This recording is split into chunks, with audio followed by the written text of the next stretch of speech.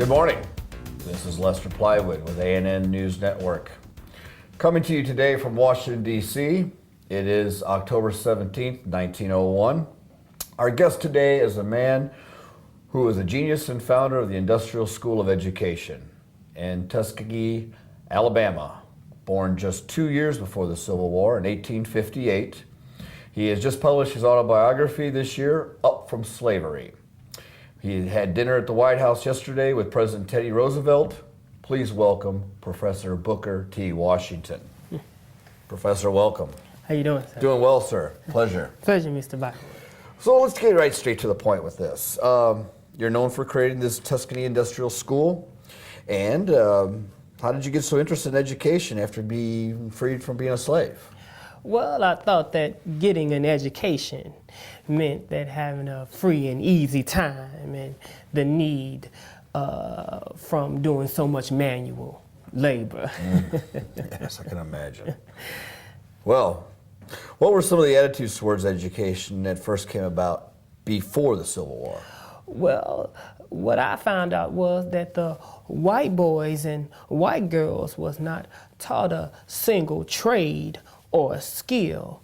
The white girls were not taught to sew or cook or take care of the house, and the white boys were taught that manual labor wasn't the proper thing to do, but slaves mastered all types of handiwork and was never unwilling to do manual labor. Very good. Bad attitudes somewhat.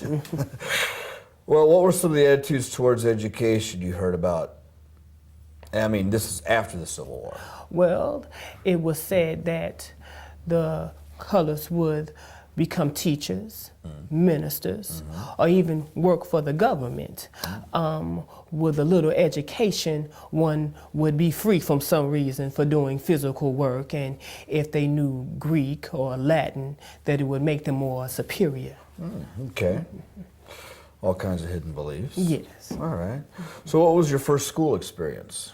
Well, my mother bought me a spelling book, and I would study the alphabet all day. But I later on heard some men whispering about this school, the Hampton Normal Agricultural Institute in Virginia, and so I just had to get there. Okay.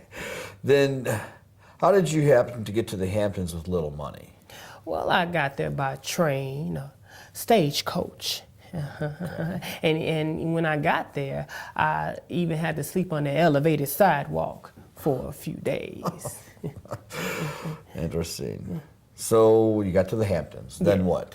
Well, when I got there, I was poor and dirty, of course, and so the head teacher asked me to clean the recitation rooms and keep everything, neat and clean, and so they admitted me as a janitor on a work-study basis. I see. Okay.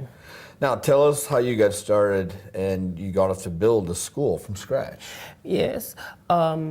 Two men wrote to the principal at Hampton and said they needed a principal for the school in Tuskegee, and I was suggested, and when we went down there, all we had was a shanty and a church, and later on we received a plantation, and we received a hen house and a burned main building, and that's how we had to start everything from scratch. We had to make furniture and build bricks and make mattresses and things like that. But the most of the donations that we got is how Nice, I can imagine. together. Yes. Now tell us how you got started off. Well, that's very impressive. I mean, getting to the raising the money for the school, what was your secret there? Well, I had two rules.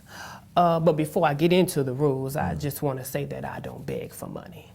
No, I don't beg for money. But my first rule is to explain the work to the organizations and the individuals. When you're explaining your work, you have to explain it in a business-like manner to the business Makes people. sense. And the second rule is I don't worry about results. That one is hard to keep. And then $600,000 from Andrew Carnegie? Is that correct? We have a book here. And it actually has the article on that in here. You're very modest. So you had this famous speech in 1895 that you did in Atlanta.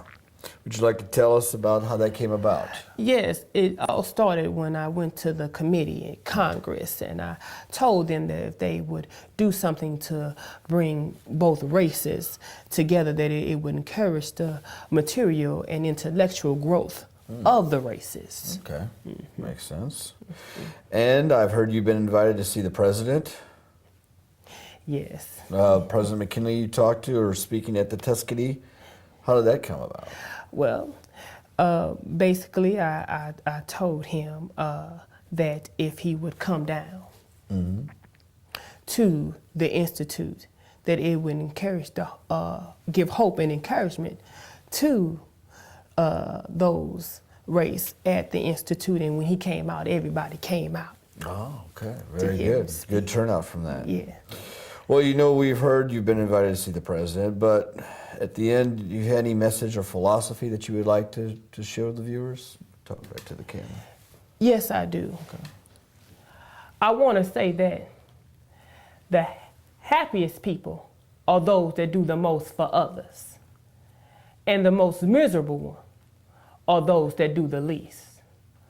The one thing in life worth living for is the opportunity to make someone else more happy and more useful.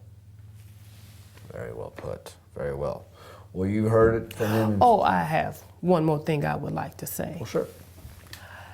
I feel that it's human law that merit, no matter under what skin it is found, it is, in the long run, recognized and rewarded. Very well. Well, you heard it from the man himself. This is the Professor Booker T. Washington with his book, Up From Slavery. Thanks again, Professor, for being here. I'm Lester Ply with A&N News Network. We'll be back right after these messages.